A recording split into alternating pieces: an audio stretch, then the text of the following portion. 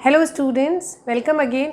आज की अपनी इस क्लास में हम एंटीना टर्मिनोलॉजी के डिस्कशन को कंटिन्यू रखेंगे और एंटीना के रेडिएशन पैटर्न पे बेस्ड डिफरेंट टर्म्स को डिस्कस करेंगे, जिसमें क्या आता है कि हाफ पावर बैंडविड्थ क्या है, beam width between the first nulls क्या है, major lobe, minor lobe, side lobe या बैक लोब क्या होते हैं, और इनकी किसी भी एंटीना को अपनी एप्लीकेशन के लिए सेलेक्ट करने में क्या भूमिका रहेगी, उनको भी हम डिस्कस करेंगे।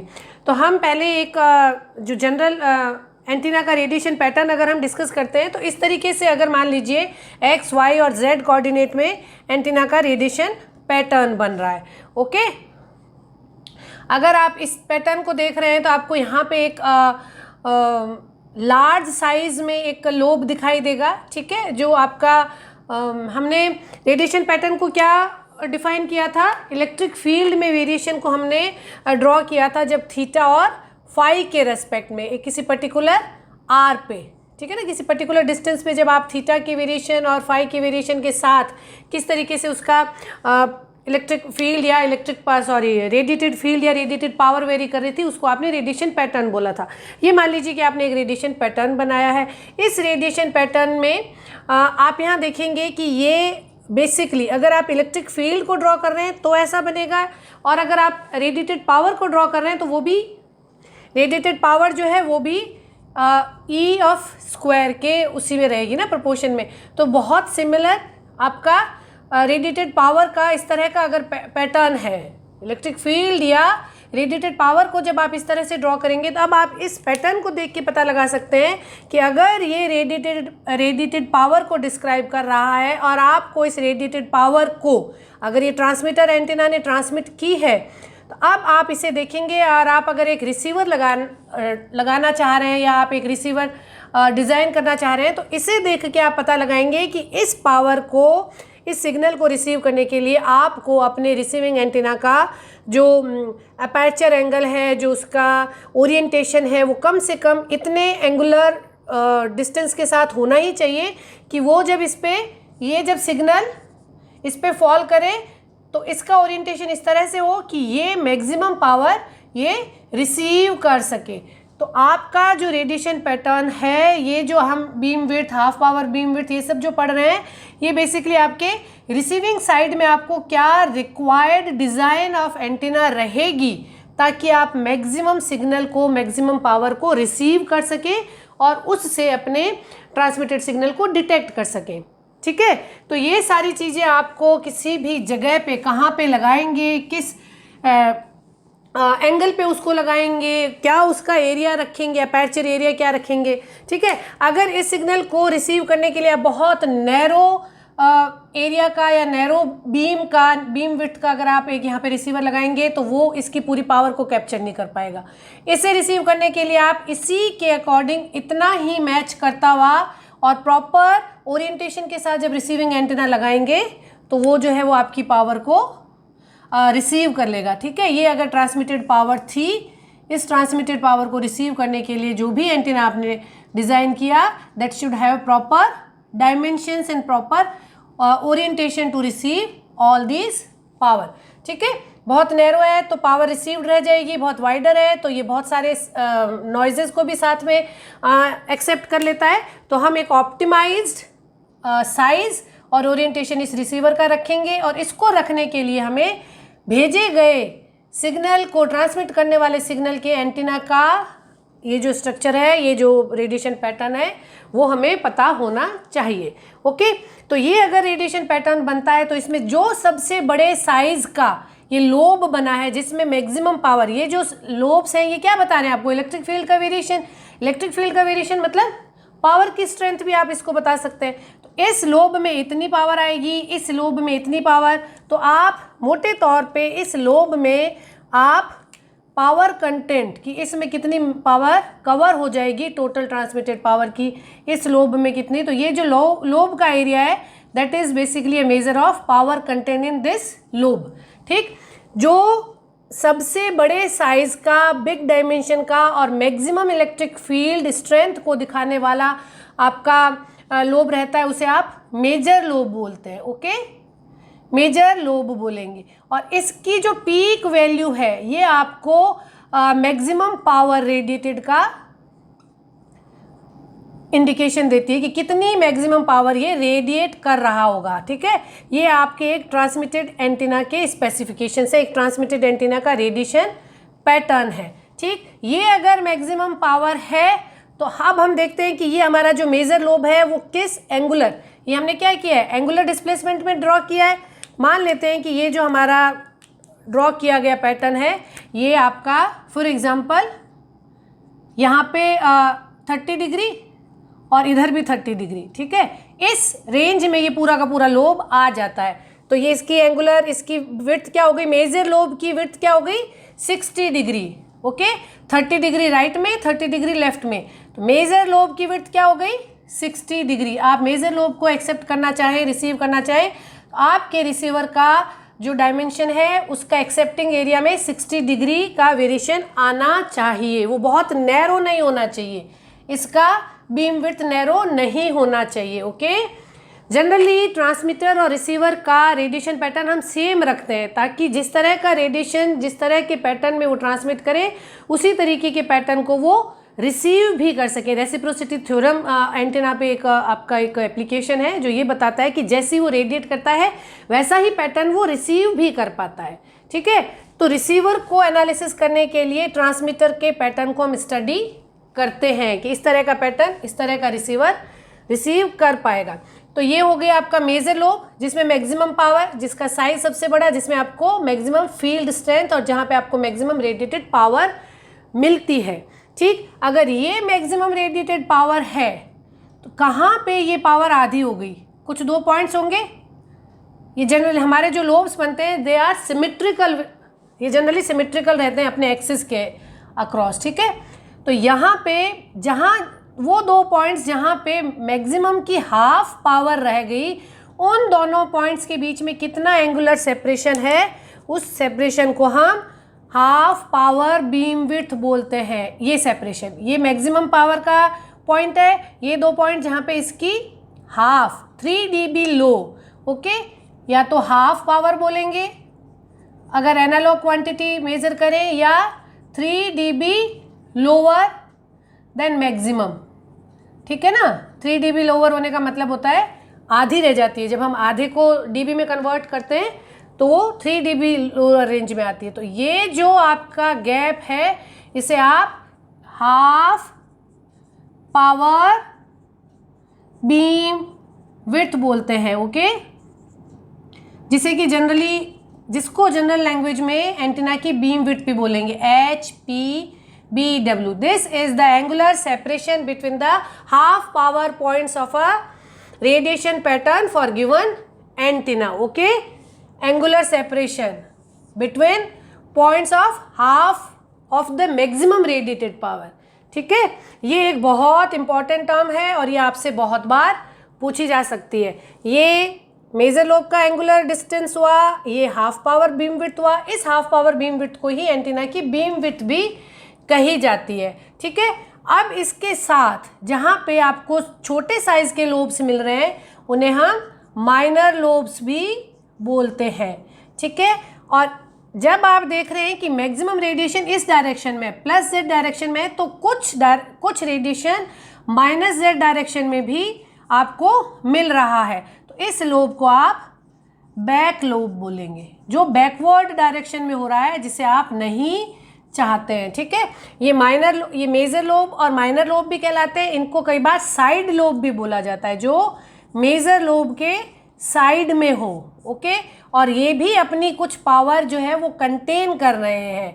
इनको भी अगर आप रिसीव करेंगे तो आपकी रिसीव्ड पावर बढ़ जाएगी। कितनी पावर आप रिसीव करना चाहते हैं वो आपके रिसीवर की कैपेसिटी और आपके डिज़ाइन रिसीवर पे डिपेंड करता है। तो रेडिएशन पैटर्न में minor lobe, back lobe, side lobe, major lobe, ये सब क्या हुए, ये 3 डायमेंशनल रेडिएशन पैटर्न को देखने के बाद हम अपने रेडिएशन पैटर्न को एंगल जो है उसके रेस्पेक्ट में अगर ड्रॉ करें तो कुछ इस तरह से बनेगा। 2D पैटर्न मैंने ड्रॉ किया है।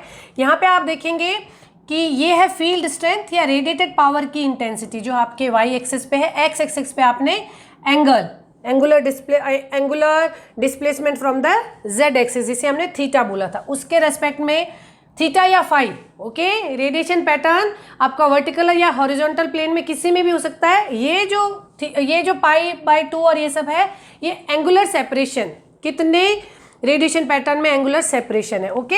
इसको जब हम ड्रॉ करते हैं तो इस तरह से कुछ बनता है। अब आप देखेंगे कि यहाँ पे आपको मैक्सिमम इंटेंसिटी मिली, ये आपकी मैक्सिमम पावर का पॉइंट हो गया, ठीक है। अब ये जो मेजर लोब है उसमें पहले फर्स्ट नल कितने डिग्री के बाद आए, देखिए ये मेजर लोब जो है आपका वही इस तरह से इंक्रीज हो रहा है, यहाँ मैक्सिमम है, और इन 2 पॉइंट्स पे आपको 0 रेडिएशन मिल रहा है। अगर एंगुलर सेपरेशन पे लोगे तो आप इस तरह से देखिए कि मान लीजिए +π/2 और -π/2 पे आपको पहले नल मिले, नल पॉइंट्स मिले, नल पॉइंट्स मतलब 0 पावर, ठीक। अब ये जो एंगुलर सेपरेशन है, इस सेपरेशन को हम बोलते हैं beam width between first nulls, okay. जो 2 नल पॉइंट आपको लेफ्ट और राइट में फर्स्ट मिल रहे हैं उनके बीच के सेपरेशन को आप beam width between first nulls, BWFN, beam width between first nulls के उससे आप उसको डिफाइन करते हैं। और इसके सेंटर पे जनरली आपकी मैक्सिमम रेडिएटेड पावर होती है। मान लीजिए यहाँ पे आपको half of the maximum power मिल रही है, इस सेपरेशन को आप बोलेंगे, ये सेपरेशन क्या है, ये सेपरेशन आपका है half power beam width, okay. समझ में आ गई। ये आपके मेजर लोब की मैक्सिमम इंटेंसिटी है, ये HPBW है, हाफ पावर बीम विड्थ, ये beam width between first nulls है। और ये जो साइड में आपको और मैक्सिमाज मिल रहे हैं, इनको आप साइड लोब के मैक्सिमा बोलेंगे, ओके। अब ये जो आपने स्टडी की, ये एप्लीकेशन पार्ट पे कैसे इंपॉर्टेंट है, तो यहाँ ये देखना है किसी भी एंटीना का रेडिएशन पैटर्न बनाने पर आपका ये जो फर्स्ट पीक है वो और जो साइड लोब्स है उनमें कितना डिफरेंस है। जितना आपके इनमें गैप ज़्यादा होगा उतनी ही साइड लोब में कंटेंट पावर कम होगी और आप केवल मेजर लोब को रिसीव करके मैक्सिमम सिग्नल रिसीव कर सकते हैं, ओके। अगर इस तरीके का पैटर्न है, इस तरीके का अगर पैटर्न है तो आप सिग्नल स्ट्रेंथ को कवर करने के लिए आपको एंगुलर जो सेपरेशन चाहिए होगा या जो आपको बीम विड्थ चाहिए होगी रिसीविंग एंटीना की, वो ज़्यादा चाहिए होगी। उसके बजाय अगर इस तरीके का मेजर और इस तरीके की माइनर है आपके पास, तो आप अगर इन माइनर को ना रिसीव कर पाएँ तो आपका जो सिग्नल लॉस है, रिसीव्ड सिग्नल स्ट्रेंथ है, वो बहुत कम नहीं होगी। इसमें अगर आप इस रेंज में बीम विड्थ रखेंगे तो लॉस ऑफ सिग्नल रिसीव्ड आपका ज़्यादा रहेगा। साइड लोब अगर मेन लोब के, मेजर लोब के कंपैरिजन में हाई होते हैं तो आपको बीम विड्थ में कम पावर मिलती है। समझ पा रहे हैं ना। जितना आपका साइड लोब अपने आप में पावर कवर कर लेता है और वो जितना नैरो है उतनी ही आप हाई इंटेंसिटी की, डेंसिटी की पावर को रिसीव कर पाते हैं। आपका रिसीवर नैरो बीम विड्थ का बना सकते हो आप, तो आपकी एक रिक्वायरमेंट जो है वो कम हो जाती है। तो पहली हमारी रिक्वायरमेंट क्या रहेगी अगर हम एक एंटीना डिज़ाइन करें, मेजर और साइड लोब के बीच में जितना डिफरेंस ज़्यादा होगा उतना ही आपका मेजर लोब ज़्यादा पावर कंटेन करेगा और उतनी ही रिसीव्ड पावर आपकी एफिशिएंट हो जाएगी कम बीम विड्थ में। हाई डिफरेंस आपको एक तो चाहिए होता है, ओके। एक तो आपकी ये रिक्वायरमेंट रहेगी। दूसरी रिक्वायरमेंट आप इसको देख के पता लगा सकते हैं कि ये मेजर लोब आपको beam width between first null जितनी कम होगी उतना ही आपका जो एंटीना है वो डायरेक्टिव होगा, उसकी इफेक्टिव जो बीम विड्थ है, उसका जो solid angle of radiation pattern है उतना ही नैरो होगा। इसके बजाय अगर आपको एक इस तरह का एंटीना मिलता है, इस तरह का एंटीना मिलता है, इस तरह का एंटीना मिलता है जिसमें फर्स्ट नल आपको +π/3 और -π/3 में ही आ जाते हैं, तो ये इस एंटीना के कंपैरिजन में ये एंटीना जो है वो मोर डायरेक्टिव है, ओके। इसका डायरेक्टिव गेन ज़्यादा होगा क्योंकि इसका जो मेजर लोब है वो कम एंगुलर सेपरेशन में है। आपको कम बीम विड्थ में ही अपना सिग्नल जो है वो रिसीव हो जाएगा। अगर आप इतने अपर्चर एरिया से सिग्नल पावर को रिसीव कर रहे हैं तो ये इसकी बीम विड्थ हुई। अगर सिग्नल रिसीव करने के लिए आपको ये बीम विड्थ चाहिए तो इस भेजे गए एंटीना की डायरेक्टिविटी कम होगी। ओके, ये लेस डायरेक्टिव एंटीना का पैटर्न होगा और ये हाई डायरेक्टिव एंटीना का पैटर्न होगा। ठीक है, तो अब इन दोनों को कंपेयर करें तो यहाँ पे आपका दोनों की विड्थ सेम है, beam width between first null same है, लेकिन यहाँ पे मेजर लोब और साइड लोब में डिफरेंस हाई है।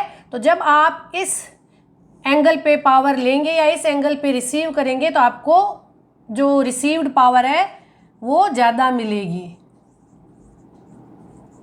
ठीक है ना, हाई पावर रिसीव्ड। और इसमें अगर आप कंपैरिजन करेंगे तो यहाँ पे आपके साइड लोब्स में पावर थी वो आपकी कट हो गई, तो रिसीव्ड पावर कंपैरेटिवली कम होगी। ओके, तो पहला तो आपकी मेजर और माइनर लोब्स में हाई गैप रहना चाहिए। दूसरा आप रिक्वायरमेंट ये रखेंगे कि आपका जो beam width between first null अगर नैरो है, ठीक है, नैरो है, it implies antenna is more directive. Okay, directive या हाई डायरेक्टिविटी जो भी उसको आप रेफरेंस देना चाहे। तो ये जो हमने पैरामीटर्स पढ़े हैं ये किस तरह का एंटीना हम लगाएंगे उसके लिए ज़रूरी है। दूसरा जो हमने एंटीना डिज़ाइन किया है वो कितना स्पेसिफिक है। जब हम बहुत हाई डिस्टेंस पे सिग्नल भेजना चाहें तो हम चाहते हैं कि हमारा जो रेडिएशन पैटर्न हो उसकी बीम विड्थ बहुत नैरो हो, और कई बार जब हमें हाई रेंज के सिग्नल को रिसीव करना होता है तो हमारे जो एंटीना का बीम विड्थ है वो बहुत वाइड भी होता है। कौन सा आपको चाहिए, किस तरह का आपको चाहिए, वो आप डिसाइड करेंगे। बीम विड्थ और बैंड विड्थ, ठीक है, बीम विड्थ एंगुलर या आप ऐसे बोलेंगे सॉलिड एंगल का मेजरमेंट है, और band width is the range of frequency जिसमें कि एंटीना अपनी हाफ पावर कन्फाइन कर देता है। बीम विड्थ और bandwidth are two separate parameters for the given antenna. Bandwidth क्या रहती है, बैंड विड्थ जो है इज रेंज ऑफ फ्रीक्वेंसी जिसमें कि आपका रेडिएशन जो है ना कन्फाइन होगा, रेंज ऑफ फ्रीक्वेंसी होती है। और बीम विड्थ एंगुलर डिस्प्लेसमेंट होता है या सॉलिड एंगल का मेजरमेंट होता है जिसमें आपकी पावर जो है वो कन्फाइन है या पावर जिसमें इंक्लूड हो जाती है जब आप इसे रिसीव करेंगे। जैसा रेडिएशन पैटर्न एक एंटीना ट्रांसमिट करता है उसी रेडिएशन पैटर्न को वो प्रॉपर ओरिएंटेशन देने पर रिसीव कर पाता है। ठीक है ना, तो इसलिए इसको स्टडी करोगे तो उसी हिसाब से पता लगा पाओगे, इसको देख के पता लगा पाओगे कि रिसीवर क्या लगाया जाए। ओके, आई होप इस रेडिएशन पैटर्न पे बेस्ड ये जो बेसिक टर्म्स हैं ये आपको समझ में आ गई होंगी। यूनिवर्सिटी एग्जाम में इनको आपको डिफाइन करने को कहा जा सकता है, as well as statement wise problems, और इन पे जो डेफिनेशंस हैं या सेलेक्ट द करेक्ट स्टेटमेंट, ये पॉसिबिलिटी भी ऑब्जेक्टिव टाइप के क्वेश्चंस में बनते हैं जब हम कॉम्पिटिशन्स दे रहे हैं। तो इनका कॉन्सेप्ट क्लियर होने के बाद हम और डिफरेंट जो टर्म्स हैं उनको इसी तरह से डिस्कस करेंगे। Keep learning, keep watching. Thank you.